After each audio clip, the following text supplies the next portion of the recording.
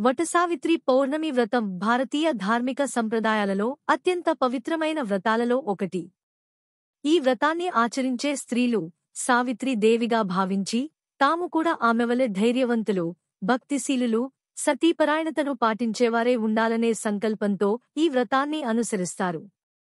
ఈ వ్రతంలో వటవృక్షాన్ని పూజించడం, దాని చుట్టూ ప్రదక్షిణలు చేయడం, వటసావిత్రి వ్రత కథను వినడం అత్యంత ప్రధాన భాగాలుగా ఉంటాయి.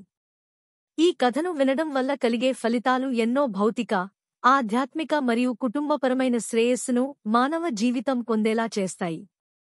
ఇది కేవలం ఒక వ్రతకథ మాత్రమే కాదు, నిజంగా అది ఒక జీవన మార్గం, ఒక ధర్మ దర్శనం. ఈ కథలోని ప్రధాన పాత్ర అయిన సావిత్రి తన భర్త సత్యవాన్ను యముడి నుండి తిరిగి తెచ్చిన చరిత్రను మనకు తెలియజేస్తుంది. ఆమె భర్త మరణించినప్పటికీ ఆమె ధర్మం, నిష్ఠ, తపస్సు మరియు భక్తి వల్లే యముడు సైతం ఆమె పట్టుదల ఎదుట తలవంచాడు. ఈ కథను శ్రద్ధగా వినడం ద్వారా స్త్రీలు తమ భర్తలపై మరింత ప్రేమ, భక్తి, నిబద్ధత కలిగి ఉంటారు. భర్తలను కాపాడే స్త్రీ శక్తి ఎంత బలమైనదో, ఎటువంటి దేవత కూడా ఆ శక్తిని నిరాకరించలేనిదని ఈ కథ ద్వారా తెలుస్తుంది. ఇది కేవలం మానవ సంబంధాల్లోనే కాదు, జీవితానికి సంబంధించిన అంతర్గత శక్తిని కూడా ప్రబలంగా ప్రదర్శిస్తుంది. మనస్సులోని భయం, అనిశ్చితిని తొలగించి ధైర్యాన్ని బలంగా స్థాపించే కథ ఇది. ఈ కథ వినే స్త్రీలు తమ జీవిత భాగస్వాముల ఆరోగ్యానికి, ఆయుష్కు మరియు శాంతికి అనేక మంత్రశక్తుల వలె పనిచేసే ఆశీర్వాదాన్ని పొందగలుగుతారు. భర్తపై వచ్చే అనారోగ్యాలు, అపమృత్యు భయాలు తొలగిపోతాయి. సత్యవాన్పై వచ్చిన మృత్యు అనివార్యమైనప్పటికీ సావిత్రి తన తపస్సుతో దాన్ని జయించిన విధానం భర్తలకు రక్షణ కలిగించే శక్తిగా భావించబడుతుంది.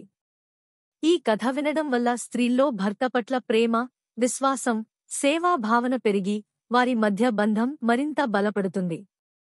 ఇది స్నేహపూర్వకమైన, మానసికంగా బలమైన సంబంధాన్ని నిర్మించడంలో దోహదపడుతుంది. ఇలాంటి బంధాలు కుటుంబానికే కాక సమాజానికి మేలు చేస్తాయి. వటసావిత్రి కథ వినడం వలన దాంపత్య బంధానికి ఉన్న లోతును మరింతగా అవగతం చేసుకోవచ్చు. ఈ కథలో సావిత్రి చేసిన తపస్సు, నిస్వార్థత, ధైర్యం, ధర్మపరాయణత స్త్రీలందరికీ ప్రేరణగా నిలుస్తుంది. ప్రతి భార్యలోనూ ఒక సావిత్రి ఉంటుంది. ఆ త్యాగశీలతను గుర్తుచేస్తూ ఈ కథ జీవితాన్నే కొత్త దృష్టితో చూసేలా చేస్తుంది.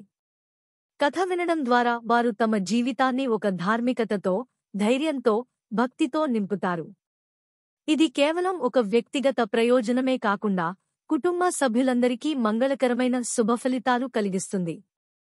ఇంకా ఈ కథ వినడం వలన సంతానలాభం కలుగుతుందని అనేక శాస్త్రాలు, పురాణాలు పేర్కొంటాయి. వంశవృద్ధి కోసం, సంతాన ప్రాప్తి కోసం ఈ కథను శ్రద్ధగా వింటారు. సంతానం లేని దంపతులు ఈ కథ విని వటవృక్ష పూజ చేసి పుత్రలాభం పొందిన ఉదాహరణలు అనేకం పురాణాలలో ఉన్నాయి. పిల్లలకు ఆయుష్షు, చతురత, విద్య, విజయం లభిస్తాయని నమ్మకం ఉంది. పిల్లల భవిష్యత్తు మెరుగుపడాలని కోరుకునే తల్లిదండ్రులు ఈ కథను వినడం ద్వారా సన్మార్గాన్ని ఆశ్రయించగలుగుతారు. ఈ కథ పిల్లల పట్ల తల్లిదండ్రుల ప్రేమను, సమర్పణను బలపరుస్తుంది. పురాణానుసారం వటసావిత్రి కథ వినడం వలన పితృదేవతల ఆత్మలకు శాంతి లభిస్తుంది. తల్లి వంశానికి కూడా శ్రేయస్సు కలుగుతుంది. తండ్రి, తాత, ముత్తాత వంటి పూర్వీకులకు కలిగే పుణ్యం వలన వారి ఆశీర్వాదం మన కుటుంబానికి లభిస్తుంది. ఈ కథ వినడం వలన పితృదోష నివారణ కూడా జరుగుతుంది. కొన్ని గ్రామీణ విశ్వాసాల ప్రకారం ఈ కథను వినే సమయంలో, పూజా సమయాల్లో పితృదేవతలు ఆశీర్వదించడానికి వస్తారని నమ్ముతారు. ఇది మనం చేసే తపస్సు వల్ల అన్సెస్ట్రల్ కర్మ కూడా శుభదాయకంగా మారుతుంది. ఇలాంటివి కేవలం పరలౌకిక విశ్వాసాలు కాకుండా కుటుంబ చైతన్యాన్ని, శుభతను పెంచే మానసిక శక్తిగా కూడా పనిచేస్తాయి. ఈ కథ మనలోని తపస్సు శక్తిని గుర్తుచేస్తుంది. తాము ఎలాంటి పరిస్థితిలో ఉన్నా ధర్మాన్ని విడిచిపెట్టకుండా పోరాడే ఆత్మబలాన్ని కలిగిస్తుంది. యమధర్మరాజును కూడా తన మాటలను మార్చేలా చేసిన సావిత్రి తపస్సు మనల్ని ఆశ్చర్యపరుస్తుంది. ఆత్మవిశ్వాసం ఎంత శక్తివంతంగా ఉంటుందో తెలుసుకుంటే మన సమస్యలు ఎంత పెద్దవిగా కనిపించినా వాటిపై విజయం సాధించవచ్చన్న నమ్మకం కలుగుతుంది.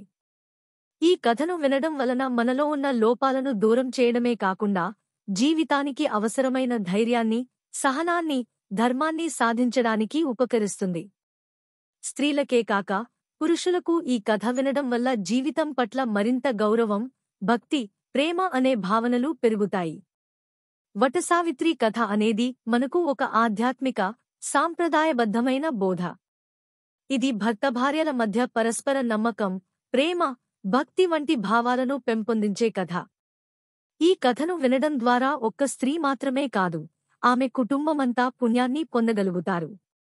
ఈ కథ ఏ విధమైన భాషలో విన్నా అది మన హృదయాన్ని తాకుతుంది. ఇది కలియుగంలో కూడా మనకు మార్గదర్శిగా నిలిచే ఒక శక్తిమంతమైన సత్యగాథ. జీవితాన్ని బలంగా, ధైర్యంగా, ధర్మబద్ధంగా నడిపించాలనుకునే ప్రతి ఒక్కరూ ఈ కథను వినాలి, ఆవేశంతో కాకుండా శ్రద్ధతో. అప్పుడు అది కేవలం ఒక వ్రతకథగా కాకుండా మన జీవితంలో మార్పు తీసుకొచ్చే శక్తిగా మారుతుంది.